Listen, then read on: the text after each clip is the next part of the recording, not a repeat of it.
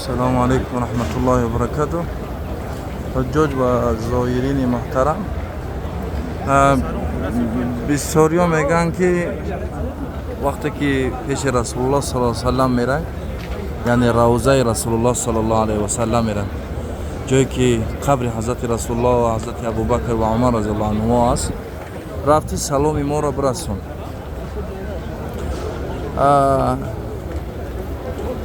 این خیلی گپ ها نیست. سلام ما را برسان این خیلی گپ نیست. اگر می بود در زمانه رسول الله صلی الله علیه و سلم، در زمانه صحابی که در دور بودن یا تابعین که در دور بودن، دیگه دولت ها بودن، میگفتن که رفتی سلام ما را برسان.